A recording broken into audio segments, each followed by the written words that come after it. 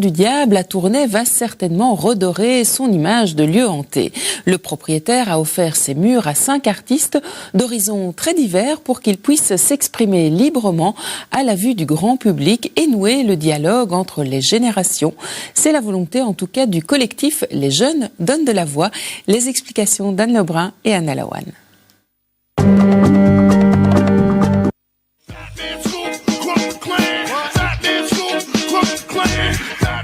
Des graphes sur une façade de maison, un acte habituellement prohibé. C'est pourtant avec une grande liberté que 5 artistes s'emparent des murs de la Maison du Diable.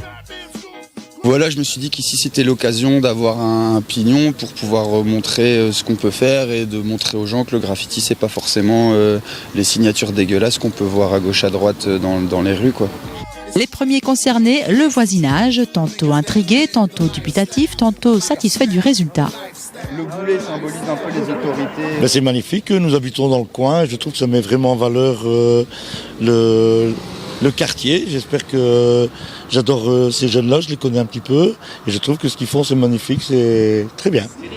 À l'initiative du projet, le collectif Les Jeunes donnent de la voix, qui espère faire des rues de Tournai non pas un lieu de passage, mais bien un lieu de rencontre.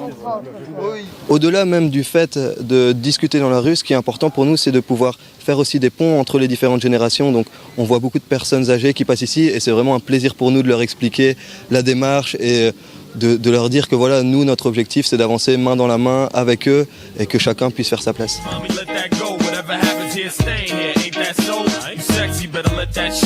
On avait une dame tout à l'heure, c'était assez intéressant, qui disait moi je trouve ça chouette que vous soyez là et que vous nous expliquiez ce que vous voulez faire parce que au final ça nous investit aussi dans votre travail.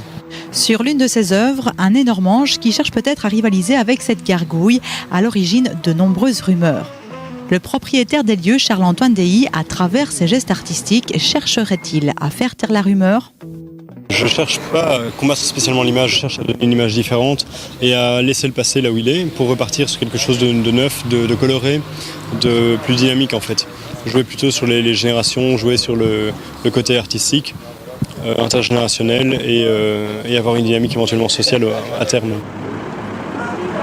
Il y a 5 artistes, donc 2 graffeurs, mais il y a aussi les 3 autres artistes sont dans des styles beaucoup plus différents. Donc Caroline Léger est plus dans le végétal, il y a Cyril Nice et Benjamin Petit qui sont plus dans un style graphique, peinture acrylique, etc. Donc nous, en tout cas, ce qui était important pour nous, c'est de pouvoir mettre sur un seul mur d'expression différents styles graphiques et qu'à un moment, on puisse avoir une cohérence entre ces différents styles tout en exprimant quelque chose de personnel. Cette œuvre collective s'intègre à l'événement L'Art dans la ville et sera inaugurée ce vendredi à 17h30. Si aucune malédiction ne frappe, d'autres artistes pourraient prendre le relais dans le futur.